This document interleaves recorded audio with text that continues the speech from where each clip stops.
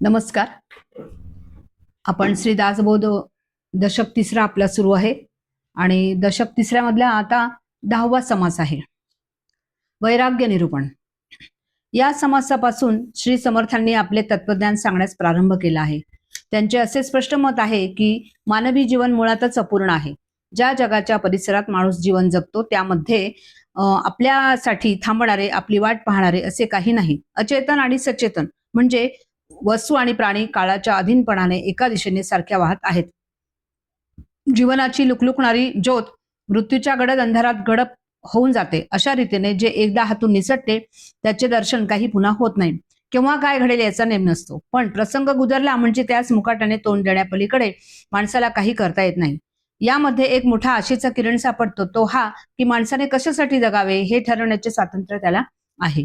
माणूस आपले ध्येय ठरवून त्याचप्रमाणे आपल्या जीवनाचा साचा बनवू शकतो.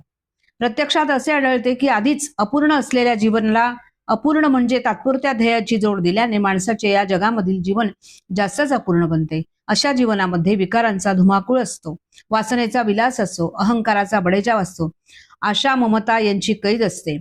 माणसाच्या अंतर्यामी सदैव खेचाखेच चालल्यामुळे त्याला शांती व समाधान कधीच अनुभवास येत नाही. ही शोकांतिका टाळायची असेल तर ईश्वर प्राप्तीचे किंवा स्वस्वरूप अनुभवाचे ध्येय माणसाने ठेवावेच पाहिजे. जगाला चालवणारी सत्ता म्हणजेच ईश्वर होय. अंतर्यामीप्रमाणे जो आपल्या अंतःकरणात आहे त्याला मनापासून शरण गेल्यास संसाराच्या संकटात तो खरोखर हात देतो. आपले जीवन आनंदमय करून लोकांना आनंद देण्याचा हाच खरा मार्ग आहे. आरंभीत श्री समर्थांनी संसाराला महापुराची उपमा देऊन एक रूपक रचले आहे. संसार सारखा वाहतो म्हणून नदी, अनंत घटनांचा प्रवाह म्हणून महानदीचे पूर, घटनांचे प्रकार पुष्कळ म्हणून पुरामध्ये असंख्य जलचर, मृत्यूसारखा पाठीमागे म्हणून काळसर्पाचा दंश, आशा म्हणते आणखी हवे, ममता म्हणते हे ते माझे, यामुळे जे जीव देहाला चिकटतो म्हणून बेडी, पाण्यात सुसरी लचके तोडतात, दुःख देतात म्हणून आशा ममता दुःखात लोटतात, अहंकार अधपाताला नेतो म्हणून तो पाताळात नेणारा नर्क, काम तिरस्कार मदमत्सर हे विकार भुलवतात, त्यात कामवासना फार जबर म्हणून तिची मगरमिठी, जीवाभोवती वासनेचे आवरण, त्यातून स्वार्थाचा उगम, स्वार्थापायी दुराचरण म्हणून गळ्यात वासना धामेण सारखे विष ओकते, भयंकर जिव्हा लाळते, माझे माझे करून फुकट मरून जातो म्हणून डोक्यावर ओझे घेऊन बुडतो, अज्ञानाचा प्रभाव, अहंकाराने आत्मविस्मृती, अहंतेचा बुद्धीवर अंमल म्हणून अंधार, चोर आणि भूतबाधा, दृश्यात अडकला म्हणून भोवरा व्यर्थ मेला म्हणून वाहत गेला. हा संसार म्हणजे महापूर आहे. त्यात असंख्य जलचर आहेत. संसारात पडलेल्या जीवांना विषारी काळसर्प दंश करायला धावतात, म्हणून मृत्यू केव्हा येईल याचा नेम नसतो. आशा व ममता या सूक्ष्म देहाच्या बेड्या आहेत. स्थूल देहाशी त्याला जखडून ठेवतात, पाण्यामधील सुसरी देहाचे लचके तोडतात व देहाला दुःख देतात. त्याचप्रमाणे आशा व ममता जीवाला दुःखाच्या संकटात टाकतात. देहाभिमान रूपी मगर जीवाला बुडवून पाताळात नेतो, दृश्याच्या नादी लावून भगवंतापासून दूर नेतो. तेथून प्राण्याची सुटका होत नाही, दृश्याचे खरेपण सुटत नाही, कामवासनेची मगरमिठी सुटत नाही, कामवासना मनातून जात नाही, तिरस्काराची वृत्ती जात नाही, दुसऱ्याला तुच्छ करण्याची सवय मोडत नाही, मद व मत्सर हे विकार कमी होत नाहीत. माणूस एक प्रकारच्या मोहित अवस्थेत असतो. वासनेची धामण गळ्यात पडते, जीवाला वासना आवरण घालते, तेथे वेटोळे घालून ती विष ओकते, जीवाला निरंतर असमाधानी अस्वस्थ ठेवते आणि वारंवार भयंकर जीभ बाहेर काढून छळीत असते. जीवाला सदा भीती व चिंता करायला लावून छळते. डोक्यावर प्रपंचाचे ओझे घेऊन माणूस माझे माझे म्हणत राहतो. जे जे खरे आपले नाही ते आपले म्हणून माणूस त्याची जबाबदारी आपल्या अंगावर घेतो. बुडत असून सुद्धा कुळाचा अभिमान धरून तो ते ओझे सोडित नाही. आयुष्य वाया जात असून देखील माणूस प्रपंचाचे माझेपण सोडित नाही. भ्रांतीचा अंधार पडला, त्यात अभिमान चोराने लुटले, अज्ञानातून अविवेक जन्म पावला, त्यातून देहबुद्धी बळावली व तिने जीवाला भगवंतापासून दूर नेले. देहबुद्धी किंवा अहंता एखाद्या भूतबाधा झालेल्या माणसाप्रमाणे वाटेल तसे वागायला लावते. जन्माला आलेली बहुतेक माणसे या महापुराच्या भोवऱ्यात सापडली व असहाय्यपणे प्रवाहात वाहत गेली. शेकडा 99 माणसे दृश्याच्या प्रेमात गुंतून अशाश्वताच्या मागे लागून फुकट मरून गेली. पण काही माणसांनी भक्तीच्या जोरावर भगवंताला मोठ्याने हाक मारली, त्याच्या नावाने धावा केला. भाविकपणाने भगवंताला शरण जातात ते मोठे दैववान समजावेत, कारण त्यांना स्वानंद भोगायला मिळतो. अशांना संसार दुःख बाधत नाही. ज्यांनी जसा धावा ज्यांनी असा धावा केला त्यांच्यासाठी भगवंताने उडी घातली आणि स्वतः त्यांना पलीकडच्या तीराला नेले. ज्यांनी अगदी मनापासून भगवंतास मदत मागितली त्यांना ती खात्रीने मिळाली व त्यांचे दुःख निवारण झाले. बाकीची बिचारी श्रद्धाहीन माणसे संसारात वाहत गेली, दुःख भोगीत गेली. भाव म्हणजे देव आहेच अशी अशीच संपूर्ण श्रद्धा, भगवंत अशा श्रद्धेचा भुकेला असतो. ती श्रद्धा व तिच्यापासून निर्माण होणारे प्रेम ज्याच्यापाशी असते त्याला भगवंत भुलून जातो. त्याच्यावर संकट आले तर भगवंत मदत करतो व त्याचे रक्षण करतो. भाव आणि भावार्थ हे दोन शब्द भक्ती वाङ्मयात वारंवार येतात. भाव शब्द भू धातूपासून बनतो, तर भू म्हणजे होणे किंवा असणे, भाव म्हणजे अस्तित्व, भावार्थ म्हणजे वस्तूच्या अस्तित्वामध्ये अंतर्भूत असलेला सर्व अर्थ. ईश्वराच्या अस्तित्वाबद्दल निशंक असणे हा भाव. ईश्वर आहे ही जाणीव ठेवून, ही जागृत भावना ठेवून वागणे हा भावार्थ होय. भाव असला म्हणजे ईश्वराच्या अस्तित्वाची खूण पटलेली असते. भावार्थ असला म्हणजे आचार विचार उच्चार यामध्ये ईश्वराच्या अस्तित्वाचे प्रतिबिंब दिसते. भक्ती शब्द भज धातूपासून बनतो. भज म्हणजे सेवा करणे, पूजा करणे, मनाने चिकटणे, आपलेसे करून घेणे. भक्ती म्हणजे अंतःकरणाची तदाकारता. ईश्वराची भक्ती म्हणजे ईश्वरविषयक रती अथवा प्रेम होय. त्यामध्ये अंतःकरण भगवदाकार कारण धारण करते. भगवत सच्चिदानंद स्वरूप असल्याने भक्ती देखील परमानंद स्वरूप असते. ज्याच्या मनामध्ये भाव असतो तो भाविक आणि भाव असून प्रेम असते तो भक्त होय. जिथे भाव असतो तेथे बहुधा प्रेम असतेच असो. हा भाव तत्वाचा एक मोठा नियम असा आहे की माणसाची ईश्वर प्रचिती भावावर अवलंबून असते. ज्या मनाने माणसामध्ये भाव शुद्ध, स्थिर आणि विशाल असेल त्या मानाने त्याची ईश्वर प्रचिती शुद्ध, स्थिर आणि विशाल असते. वास्तविक या संबंध दृश्य विश्वामध्ये ईश्वर अंतर्यामीपणाने अनुश्रुत आहे. दृश्याच्या जंजाळात त्याला पाहण्याची कला आत्मसात करण्यास भाव हे अमोघ साधन आहे. अंतःकरण शुद्ध व पवित्र राहिले तर भाव सतेज राहतो, ईश्वराची जाणीव ताजी राहते. अंतःकरण अशुद्ध व अपवित्र झाले की भाव मंद होतो, ईश्वराचे अस्तित्व मलिन होऊन जाते. हेच तत्व आता श्री समर्थांच्या अमोघ वाणीने ऐकावे. ज्याला देव मनापासून आवडतो त्याच्या संकटाचे ओझे देवावर पडते. भगवंत आपल्या दासाचे संसार दुःख नाहीसे करतो. जे सर्वस्वी ईश्वराच्या स्वाधीन होतात त्यांना स्वानंदाचा रस चाखायला मिळतो. असे दैववान भाविक लोक धन्य होत. जसा ज्याचा भाव असतो तसा त्याला देव साक्षात होतो. देव अंतःकरण पाहणारा असल्याने माणसाचा भाव बरोबर ओळखतो. जर भाव खोटा किंवा दिखाऊ असेल तर देव देखील मोठ्या लबाड्याप्रमाणे वागतो. तो जशास तसे वागतो ही त्याची आश्चर्यकारक लीला आहे. जशी ज्याची आराधना तसेच त्याला देव समाधान देतो. भाव किंचित जरी उणा झाला, मंद झाला तर देव लगेच दुरावतो, त्याची प्रचिती मंदावते. आरशात आपले प्रतिबिंब दिसते, पाहणारा जसा असतो तसेच ते हुबेहूब दिसते. प्रतिबिंब कसे दिसावे याचे मर्म आपल्याजवळ असते. आपण जशी हालचाल करतो तसेच प्रतिबिंब आरशात दिसते. आपण डोळे वटारून पाहिले तर प्रतिबिंबही वटारून पाहत असलेले दिसेल. आपण कपाळाला आठ्या घालून पाहिले तर प्रतिबिंब देखील रागीटपणाने पाहते असे दिसेल. आपण हसून पाहिले तर तेही आनंदलेले आढळेल. अगदी याप्रमाणे जसा ज्याचा भाव असतो त्या भावाची प्रतिबिंब असा त्याचा देव होतो. जो ज्या मानाने भगवंताच्या अंकित होतो त्याच प्रमाणात भगवंत कृपा करतो. भावाने परमार्थाचे मार्ग भक्तीच्या बाजारपेठेत नेऊन पोहोचवतात. ज्या बाजारात संत जनांच्या समुदायामध्ये मोक्षाच्या चव्हाट्यावर गर्दी जमते म्हणजे शुद्ध भाव असेल तर परमार्थाचे साधन बरोबर होते आणि त्याचे पर्यवसान भगवंताच्या भक्तीमध्ये होते. भक्ती उत्पन्न झाली की संत संगतीचे सुख लाभून विनायास मोक्ष हाती येतो. खऱ्या अस्तित्व बुद्धीने जे भगवंताची आराधना करतात ते भगवंती लीन होऊन पवित्र बनतात. त्यांच्या भावसामर्थ्याने त्यांच्या पूर्वजांचा देखील उद्धार होतो. असे पुरुष स्वतः तरुण जगाला तारतात. भगवंत त्यांचा कैवारी असतो. त्याची कास धरून जे स्वानंद सोहळा भोगतात ते खरे धन्य होत. ईश्वर दर्शनाने पावन झालेले पुरुष आपण स्वतः तरतात व लोकांच्याही उपयोगी पडतात. लोकांना तारतात. त्यांच्या तोंडून देवाचा महिमा ऐकून जे अभक्त असतात ते सुद्धा भक्त बनतात. जे देवाची भक्ती करू लागतात त्यांची आई धन्य समजावी. त्यांनीच जगामध्ये आपला जन्म सार्थकी लावला असे समजावे. ज्यांच्यावर दया करून भगवंत स्वतः बाजूने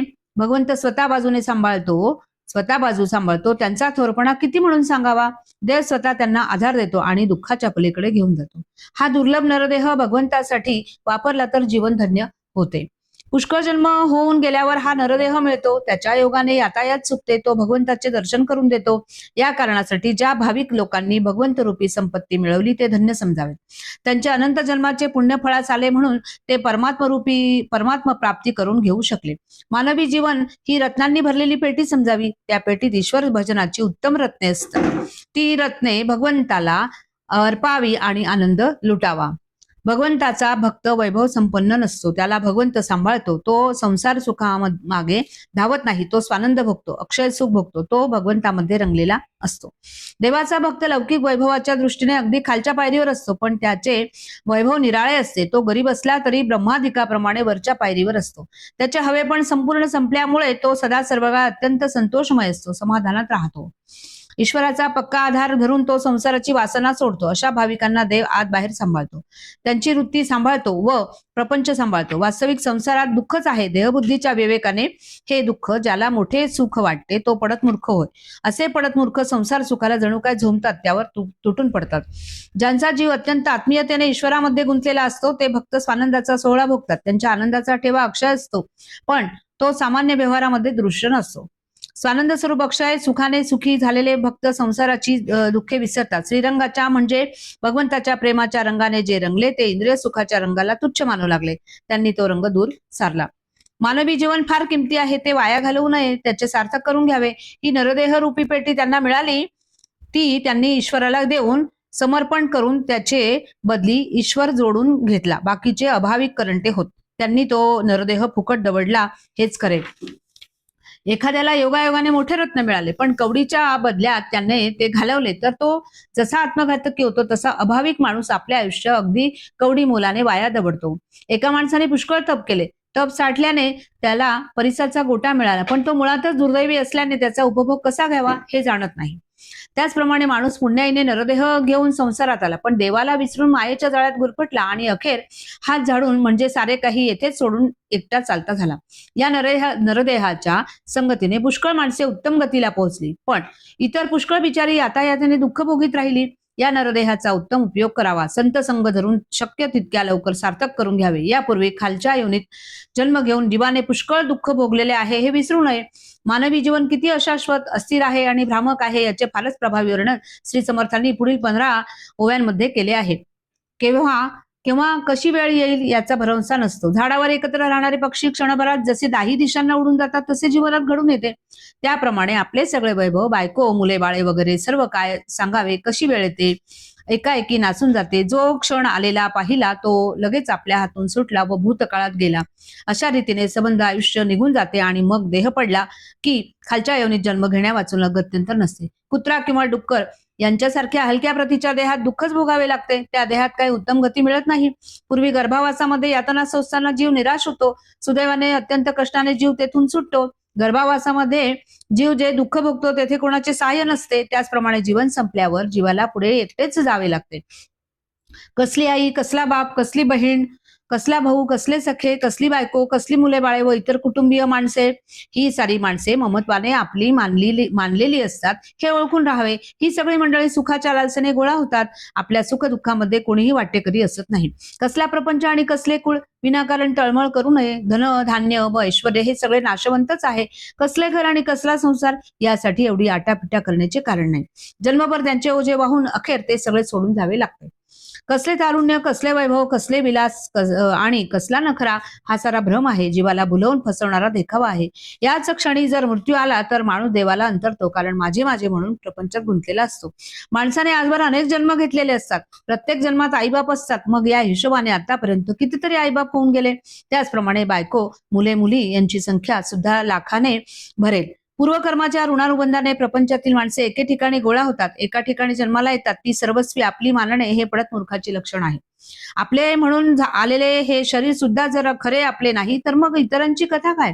एका भगवंता वाचून खरोखर आपले कोणी नाही. भावबलाने त्याला घट्ट धरून ठेवावे. या विश्वातील सर्व व्यवहार भगवंताच्या सत्तेने चालतात. तोच आपल्याला जन्मास घालतो, आपल्याला सांभाळतो. त्याला न विसरणे यातच खरे माणूस पण आहे. तैत्तिरीय उपनिषदांच्या ब्रह्मवल्लीमध्ये असा मंत्र आहे, भीषास्माद वात पवते, भीषो देती सूर्यहा, भीषास्माद अग्निश्च इंद्रश्च, मृत्यू धावती पंचमैती. याचा अर्थ, याच्या भयाने वायू जातो, याच्या भयाने सूर्य उदय पावतो, याच्या भयाने अग्नी व इंद्र व 5वा मृत्यू धावतो असा आहे. ईश्वराच्या सत्तेने सर्व विश्व चालते, हा याचा भावार्थ समजावा. आता श्री समर्थांच्या ओव्या पहा. आपल्या कधीही न भरणाऱ्या या पोटासाठी अनेक हलक्या लोकांची नोकरी आपल्याला करावी लागते. त्यांची स्तुती स्तोत्रे गावी लागतात. त्यांच्या पुढे मोठ्या आदमीने वागावे लागते.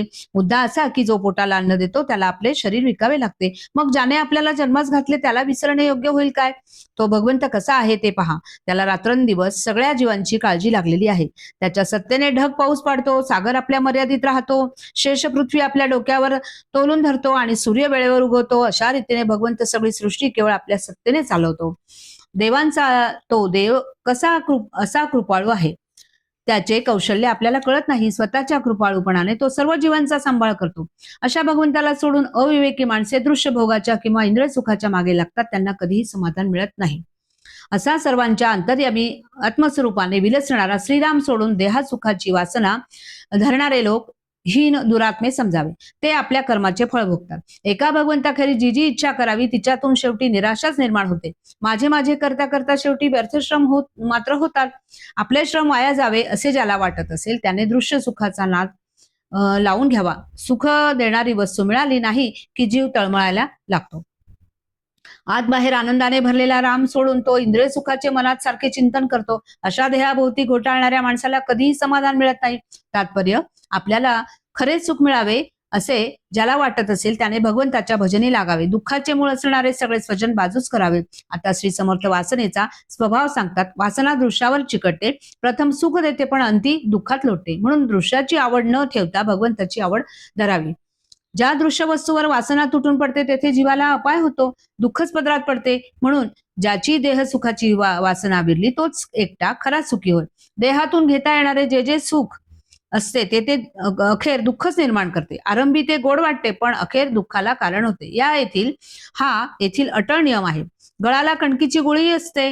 गळ गिळताना माशाला सुख वाटते पण गळ जेव्हा ओढला जातो तेव्हा माशाचा घसा फाटतो. किंवा हरिणीला हिरवा चारा आवडतो, तो चारा तोंडलात घेऊन पळताना बिचारे दगडावर आपटते व तोंड फाडून घेते.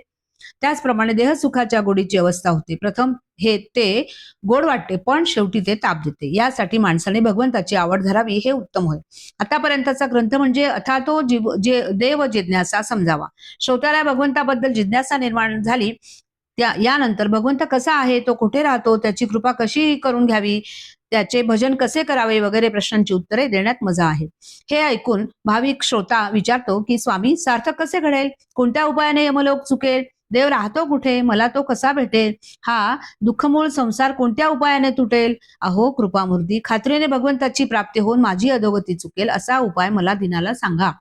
हे श्रोतांचे बोलणे ऐकून वक्ता म्हणाला की अगदी मनापासून एकनिष्ठा ठेवून भगवंताचे भजन करावे, त्याने आपोआप विनासायास समाधान लाभेल. त्यावर श्रोता बोलला की भगवंताचे भजन कसे करावे, मन कोठे गुंतवून ठेवावे, भगवंताच्या भजनाचे लक्षण काय, हे सगळे मला समजावून सांगा.